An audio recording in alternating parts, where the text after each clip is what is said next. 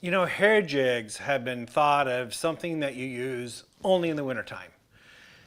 And for good reason. They work really well in cold water situations. The coldest months of the year, hair jigs shine really well. However, a bunch of anglers in the northern part of the US and in Canada, they don't want to fish that jig just for one season of the year. And they figured out how to make hair jigs work throughout the year. And it's pretty cool. I want to tell you about it today. First of all, I want to talk about the rig, the line, the reel, the rod, all of that, plus the actual jigs and what you need to use. And then we're going to talk about how to fish it. So let's dive right in. First of all, let's talk about the equipment you need. You're talking light jigs here, guys. These are like 3/32 to an eighth, 3/32 to an eighth ounce jig head. It's really lightweight, so it's going to be hard to throw on a bait caster. So you're going to need a spinning outfit. Specifically, you want like a medium light action rod, something like that, moderate action. What you want is a light tip. See how that bends like that? You know, real good light tip. That is what's going to enable you to cast it really far. But also these jigs have a real light wire hook on them.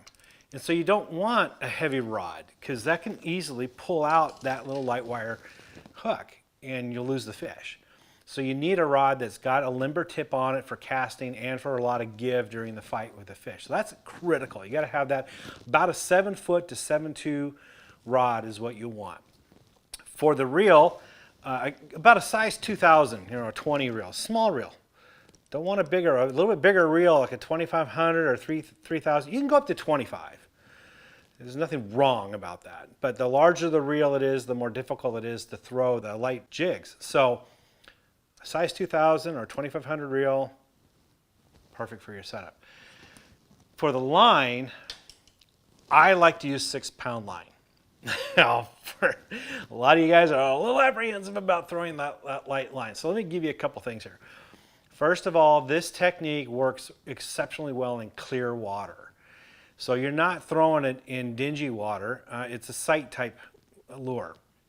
So the lighter the line, the less visible it is. Plus you're throwing it in open areas, not heavy cover. So when you hook a fish, you pull them away from whatever structure's there, and there's nothing to get hung up on or for the line to rub against. So you can get away with 6-pound test. I like to use fluorocarbon line. Personally, I'm a big fan of Seaguar Tatsu line. It's a little pricey, but it's very limber, casts extremely well, super sensitive, works really well with these light jigs because the different kinds of lines, they can get a little wiry, especially fluorocarbon, make it a little hard to throw these light lures. So Tatsu is what I like to use. Again, all fluorocarbon. I'm not tying braid to leader because braid has no give whatsoever. And when you're using these light wire hooks, that braid, because you're using it, is apt, when you're fighting that fish, you can pull that hook out of that fish's mouth. So in this case, the stretch of that fluorocarbon is a characteristic of fluorocarbon is a bonus. That's a plus. You're going to need that little bit of give when you're fighting that fish to keep him pinned and not getting that hook ripped out of his mouth. So if you don't feel comfortable throwing 6-pound, you can do 8, you can go up to 10. I wouldn't do any more than that. It gets really hard to cast at that point. But use 8, and if you feel like you can do it, 6 is even better. It's even gives you more natural presentation as well. So that's what I use for the line, the rod, and the reel. Let's talk a little bit about the jigs themselves. These are really lightweight, small little hair jigs, okay?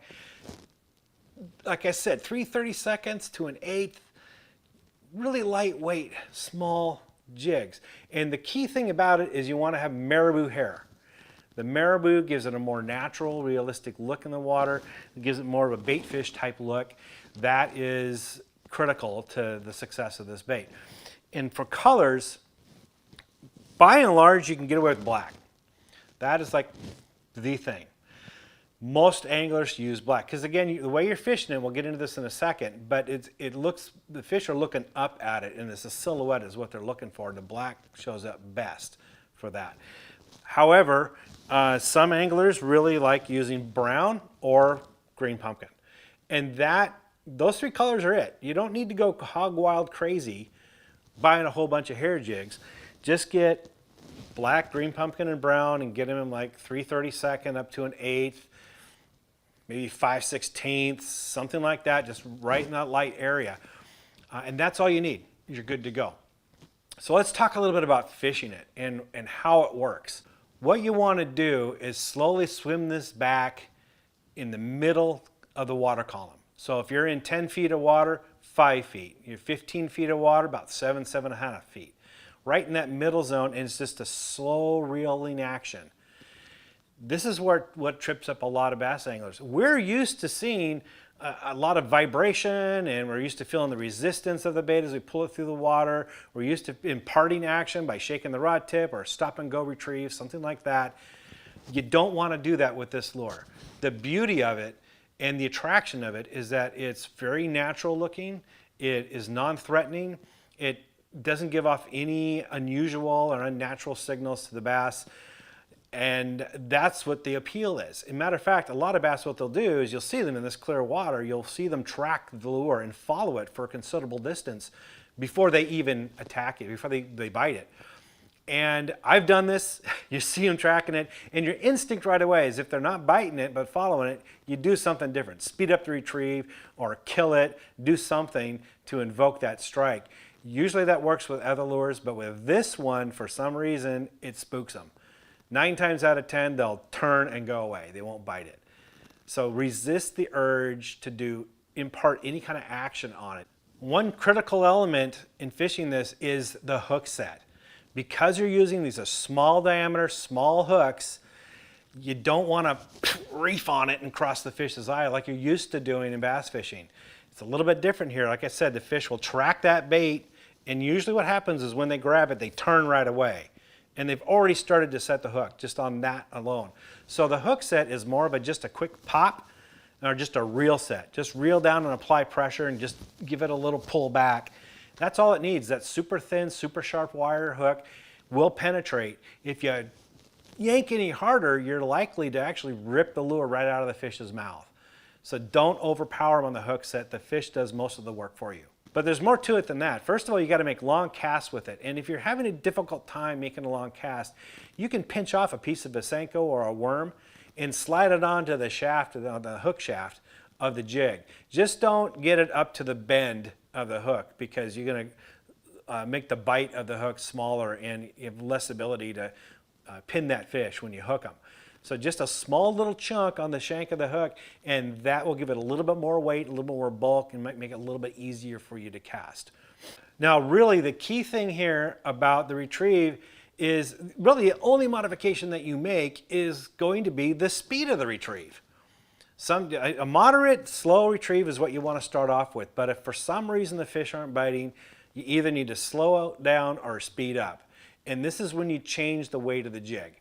Because if you speed up with the same weight, what you're going to do is the jig's going along and it's going to pull up higher in the water column when you speed up on that. So you need to add the weight. Go to more of an 1/8 ounce jig head if you're going to speed it up so you can maintain it at that same level right in the middle of the water column. Conversely, if you're going to slow down, well, now it's going to sink down in the water column towards the bottom. You don't want that, because the fish are looking up. They're going to look at this bait as it goes by, and they're going to attack it that way. So you lighten up on the jig head so you can slow down and still maintain it at that middle column depth without it sinking down. That's really the only adjustments that you make, is just the speed of the retrieve. Very simple, very basic, super easy way to catch fish. And instead of fishing a hair jig during the winter time, these work really well when the fish are shallow. So pre-spawn through spawn, but even in the summertime when fish are up shallow and feeding on bait fish, I like to fish this along riprap, along the face of a dam, or in bluffs or rocky areas where there's algae on the rocks, where the bait fish get up there in the summertime, they're feeding on it. That brings the bass up shallow, and that's a perfect time to throw this hair jig, particularly in really clear waters. Give it a try, guys. You're going to love it. You're going to catch a lot of fish, and it's a heck of a lot of fun. Hope that helps. For more tips and tricks like this, visit bassresource.com.